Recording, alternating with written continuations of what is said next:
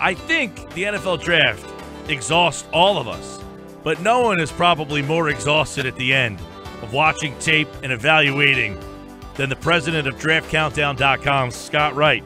He joins us now on the Sports Bash 97.3 ESPN as the draft, it comes and goes in and out so quickly, Scott. But what a wild couple of days. I mean, the most fans ever for an NFL draft. How do you go back indoors after what was going down in Philly? I mean, it was just a great atmosphere, a great weekend.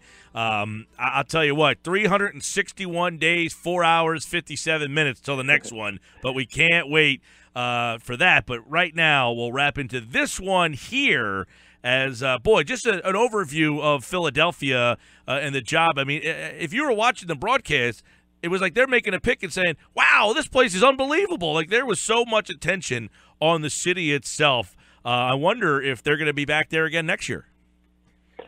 It was pretty electric, and if it's not back next year, I bet it will be in the pretty near future. And I think they said during the telecast that Philadelphia kind of set the bar for what the hosts of an NFL draft needs to do. So great job by Philly fans, and they got some good entertainment too, because it was, especially in the first round, there were some pretty wild moments. All right, let's talk about some of the big stories. We talked Thursday and Friday. We recapped round one. We previewed round two. I think maybe the biggest Friday night story was, arguably Sidney Jones, 43, obviously right here, as many people thought it could happen. He ends up going to the Eagles, and there is a split divide by many people here on whether the Eagles should have focused on someone to help this year's team, or did they take the best player on the board at number 43? Well, I don't necessarily think you can write him off for 2017. He might not be available for the start of the season, but there's still hope he can contribute eventually at some point in the year. And even if he doesn't, in the draft, you need to take the long-term view. And he was a bargain at number 43 overall. If not for the injury, he would have been gone a full round earlier. So I think that was a great pick for the Eagles. And when they took Derek Barnett in round one, I was a little skeptical, but as I always do, I say we got to wait and see what happens throughout the rest of the draft. And I think the Eagles kind of leveled things out beautifully, not only with Sidney Jones, but I really like their third-round pick as well, Rasul Douglas, defensive back out of West Virginia. So I think the Eagles did a really good job, and getting Sidney Jones in round two is going to be a steal. I don't think you make a 10-year decision based on a player who might miss a month and a half of his rookie year. Do you think there's some that thinks that he shouldn't and won't play at all? Would that surprise you? I think he will play. I mean, it's important to remember this isn't a Jalen Smith type of situation where there's worry, there's nerve damage, it's career-threatening. He's going to be ready to play. You think back to Miles Jack. He wound up playing some as a rookie for the Jaguars. So I think he's going to get on the field at some point. Is he going to be at his best? No, probably not. And you might not get the full scope of what he's capable of until 2018, but I think that was a great pick for the Eagles. That was their most glaring need. They needed a high-end cover guy, and they got one in Sidney Jones. They're just going to have to be a little patient. Rasul Douglas, you mentioned him, so we'll get into him. He was picked in the third round, a guy that I really like. Do you think he gets steps on the field and can play, start right away? Is he an outside guy? Is he a slot corner? How do you view Rasul Douglas in the NFL, a guy who's very tough in the Big 12? Yeah, Douglas was one of my personal favorites throughout the process, and just a one-year wonder. He was a former junior college transfer and really had a breakout senior campaign and a playmaker in the secondary. And a concern with him is speed. He only ran the 4.6 range, and is he a corner? Is he a safety? And those concerns are legitimate, but I guess I'm willing to overlook a lot when it comes to defensive backs who can take the ball away, just because it's such a game-changing dynamic. And I always say, you tell me who won the turnover battle, and I'll tell you who won most football games. And Rasul Douglas showed as a senior that he can take the ball away regardless of whether he's as a corner or a safety. So I really like that pick, and I think that helps mitigate having to wait on Jones a little bit. Let me get your thoughts on the Eagles secondary. Jones obviously is not going to play opening day, but then you have Douglas there. Did they do enough in the secondary in this draft? Were you surprised that they only walked out with two guys in the secondary?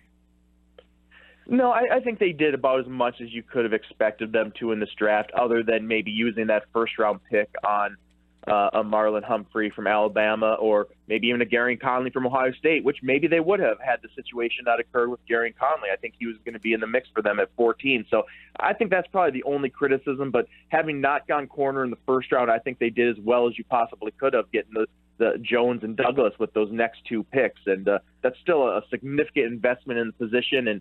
And will it solve the problem immediately? No. I mean, rookie cornerbacks are going to get tested, and they're going to have their struggles. But long term, I think it's a huge step in the right direction. And they still might have to add one more guy to the mix next offseason. But they're on the right path now, particularly with Jones. That guy has a chance to be a difference maker in the secondary. And as I said, he would have been in the mix to be the first corner off the board had he not gotten hurt. Scott Wright with us, Draft Countdown. Now, Scott, Mike keeps saying the theme of the draft for him is competition, bringing in competition at different positions. How do you see Hollins and Gibson then adding to the wide receiver core? Yeah, and what I like about Gibson, too, is he kind of gives them, in some ways he's a poor man's Torrey Smith, where he's going to give them that vertical dimension. So Torrey Smith is probably going to be a short-term guy, so I think Gibson's going to come in and learn and maybe get a spot role as a rookie, and then eventually see more action as his career goes along. But Mac Hollins, he's an interesting guy, and he was drafted as much for his special teams ability as he was his pass-catching ability. Just a big, rangy athlete, outstanding motor on special teams, and that's where he's going to bring his greatest value. And you hear comparisons before the draft to Hank Baskett, and that was a guy that Eagles fans are probably a little bit familiar with. And I think that's the type of career you project for him. He's probably not going to be a starting receiver, but he's going to be a backup and special teams ace. And I'm talking like Pro Bowl caliber special teamer. Think like Matthew Slater of the Patriots. So that's where his real value lies. So of those two guys, which one do you see contributing more? Well, I think Hollins is going to contribute more immediately just because of what he brings to the table on special teams. But I think it's Gibson long-term has the chance to be more of an impact guy on offense, especially if he is the heir apparent, let's say, to a Torrey Smith in that role. Hey, were you surprised? A lot of people thought Hollins should have gone higher, and Gibson too. Were you surprised the Eagles were able to snatch those two guys up where they did? They went right about where I expected. I could have seen Gibson going around higher. I could have seen Hollins going around lower, but I'm pretty sure I had mid-round grades on both of them. So rounds 4, round 5, that was right where they were expected to come off the board. And and the X factor that they drafted too, who I'm sure we were going to get to, but is Donnell Pumphrey, the running back from San Diego State, who people compared to Darren Sproles, and sure enough, he lands on the same team as Darren Sproles. And there again, I don't know that it's going to his rookie year, similar to Gibson, where I don't know he's going to come in and make that huge impact his rookie year. He might make some big plays just because he is such a dynamic playmaker. But I think his best football year, you're going to see what he fully has to offer in 2018 and beyond, is that replacement for Sproles in that role in the offense. Yeah, on top of the fact that the theme of being competition, I thought this was a clear message that their offense was inept, did not have enough playmaking ability, and they went and got Gibson and Hollins and Pumphrey, who I don't know what kind of back. I mean, he's obviously not a guy who's going to be an every down back, a bell cow kind of guy, right? How do you see him fitting into the NFL? Yeah, and he's the type of player you hate to doubt, because people have been telling him he can't do things his whole life, and he keeps proving everybody wrong. And just incredibly productive college career. But the profiles is more of a jack-of-all-trades situational type of the next level, and I don't think he's the prospect that Darren Sproles was coming out. Darren Sproles is pretty unique. I kind of refer to prospects like him as unicorns. You just don't see a Darren Sproles in every draft, every 5 drafts, every 10 drafts even. But I think that's the type of role he's going to play, where you're going to get him touches as a runner, receiver, maybe as a return man. So I think he went the high end of his range, actually. I thought there was a chance he might even slide a little bit. I thought he was going to be more of a 5th-round pick, but no problem with him in round 4. It's just a matter of expectations. You're not going to get David Johnson. He's not going to come in and be your bell cow back and one of the best in the league. He's going to be a complimentary player. Hey, the Eagles had other running back opportunities there. Pumphrey is the guy they end up with. Were you surprised? I mean, there were some people. Dalvin Cook. Yeah, Cook. There were some thoughts that they could have traded up for him. Somebody texted in earlier and said they would have rather have taken Kamara. I liked Brian Hill from Wyoming. But when they took Pumphrey, did you like that pick at that time?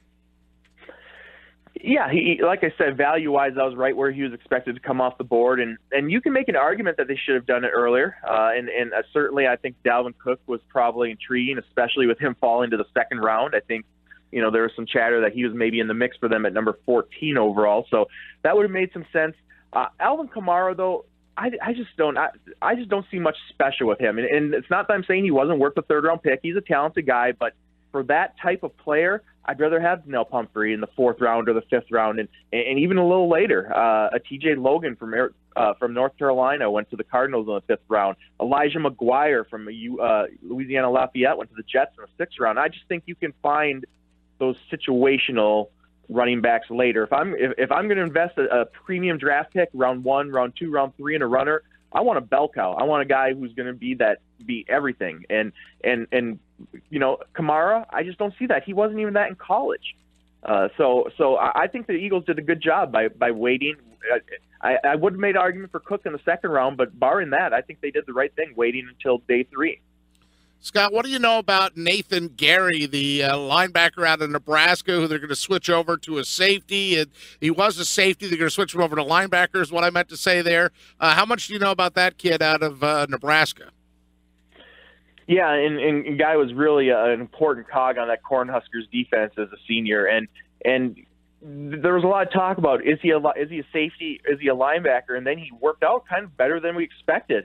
Just a shade under 6'2" and 220 pounds. He ran a 4.5, a high 4.5, but ran really well. And he had some off-the-field things from his past that teams were a little concerned about they had to look into. But he's a talented guy and, a really good football player. I don't know that he profiles as a starter, but I think he can come in and provide depth at multiple positions.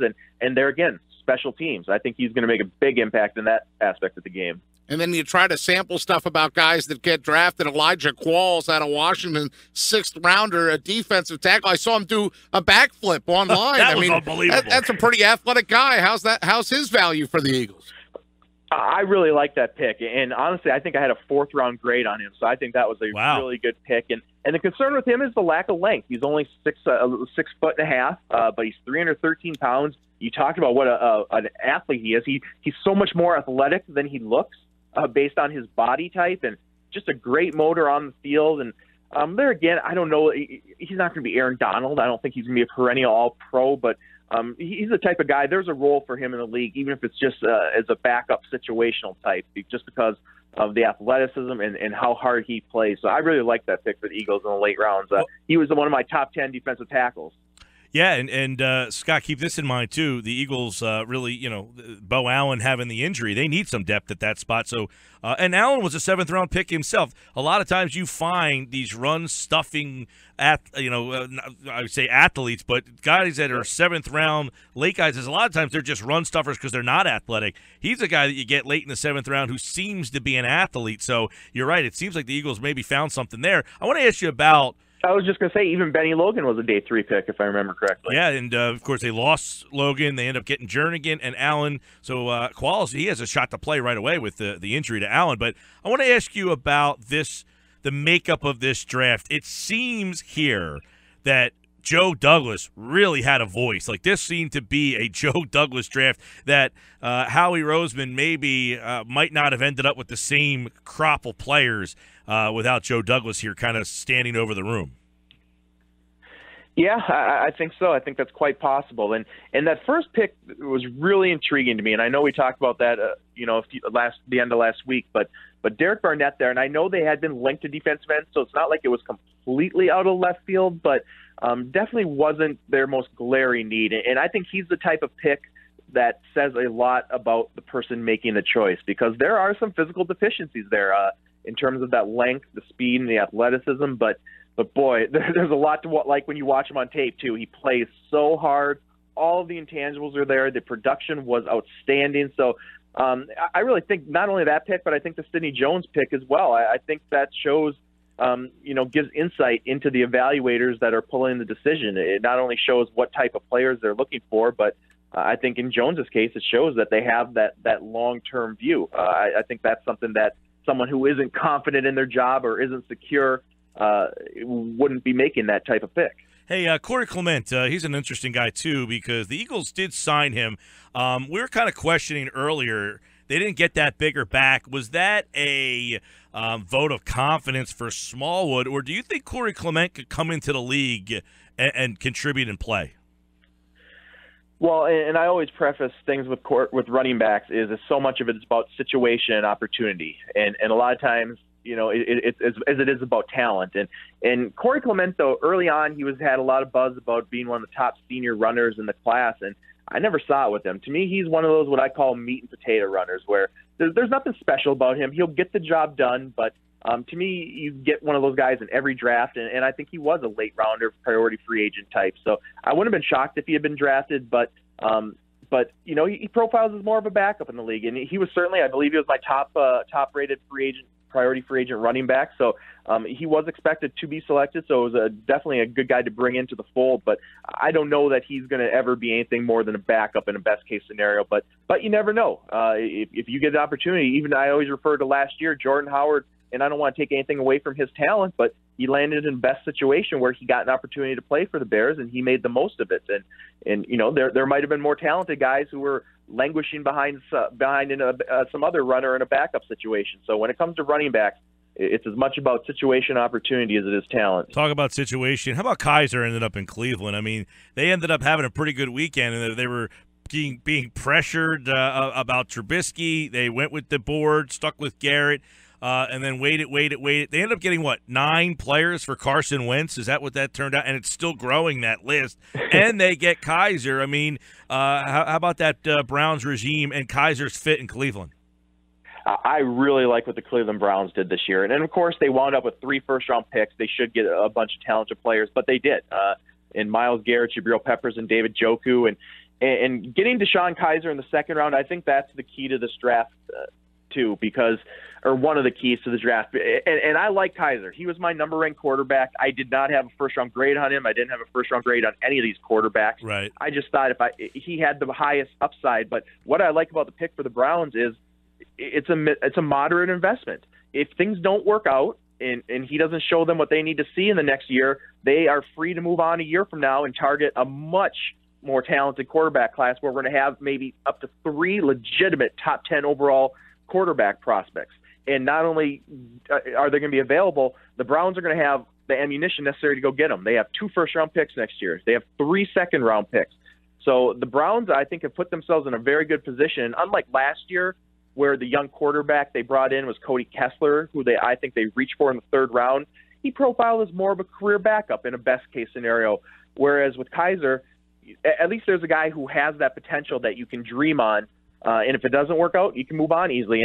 And last year, the Browns kind of punted at the quarterback position. I think the 49ers basically did the same thing this year, drafting C.J. Beathard in the 3rd round. I think it's a very similar type of situation where they understand they're not going to be competitive this season. So they're going to kick the can down the road at the quarterback position and wait for the guy who truly is the apple of their eye. And I think the Browns, if Kaiser's not the guy, they'll find their guy next year, and same for the 49ers and a lot of these other quarterback-needy teams. We saw a lot of the 04 draft class, Ben, Eli, Rivers. We saw all those teams grab quarterback. But let's look at the Giants, Davis Webb in the 3rd. What you think of New York inside the NFC East and what they did? Dalvin Tomlinson, they end up Davis Webb in the 3rd.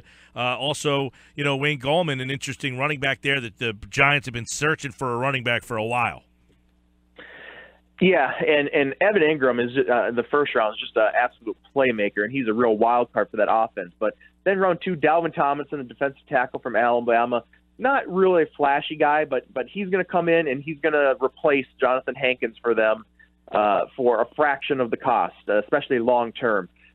Davis Webb in the 3rd round, the quarterback, a really interesting developmental guy. Intangibles are all excellent. He's a big, strong arm pocket passer. Not a whole lot of mobility there with him, but there's a chance, there was chatter that he could come off the board late in round 1, maybe that top pick of the second round to the Browns. So, I think they needed to start developing someone behind Eli, and he's got a lot of tools to work with. And then Gallman's the wild card because there really still isn't a complete solution in that backfield. We're still kind of waiting for a bell cow or a main ball carrier to emerge.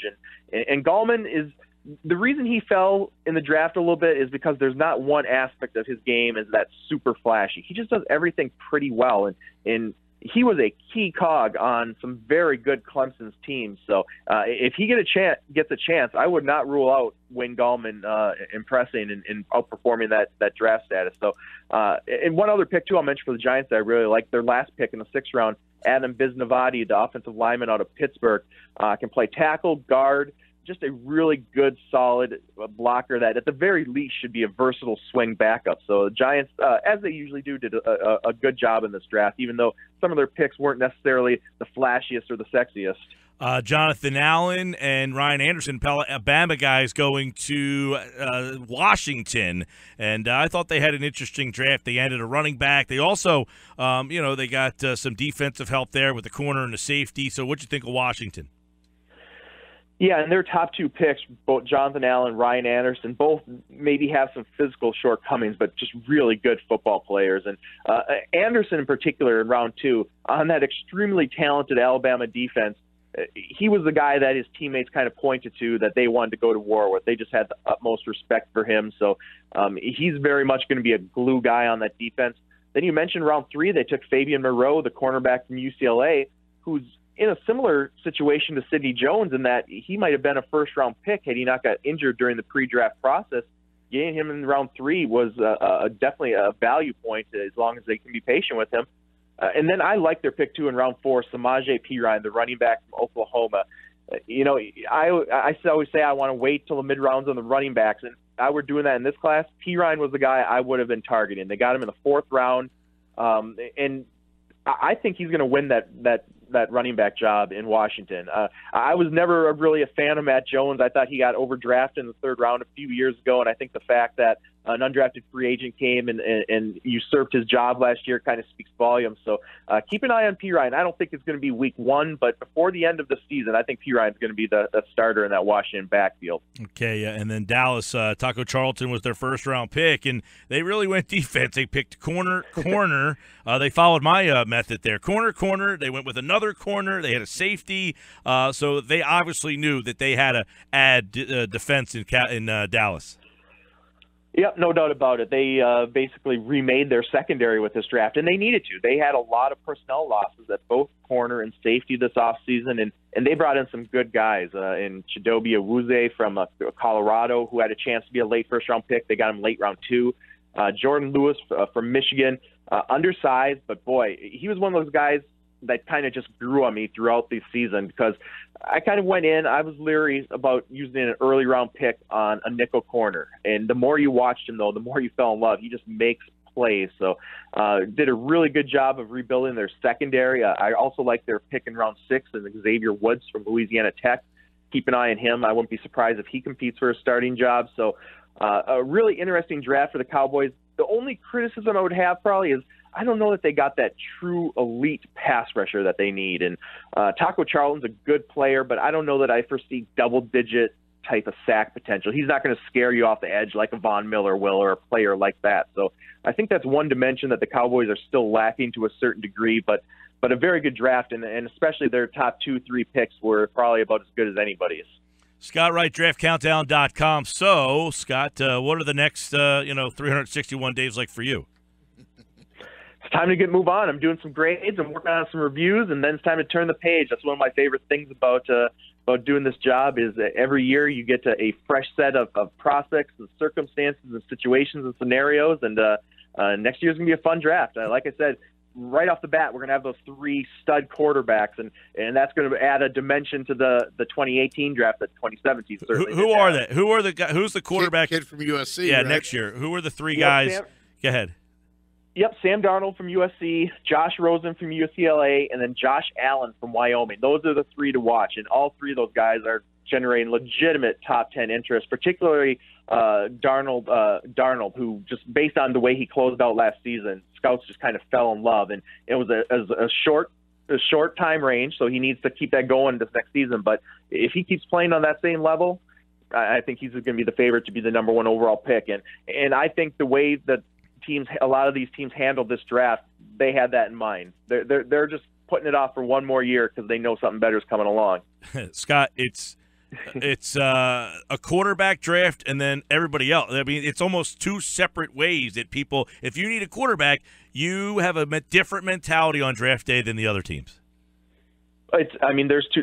You could say the same thing about the NFL. There's two different types of teams. There's those teams that have the quarterbacks and are competitive, and those teams that aren't and are looking for one. That quarterback play is what separates good teams and bad teams in the NFL, and really football in general. Well, hibernation time for Scott Wright, but DraftCountdown.com will keep you ready for the 2018 NFL Draft, which is 361 days from today, and you can check out everything at DraftCountdown.com. Another year in the books, my friend. We look forward to 2018 with you. All right. Looking forward to it.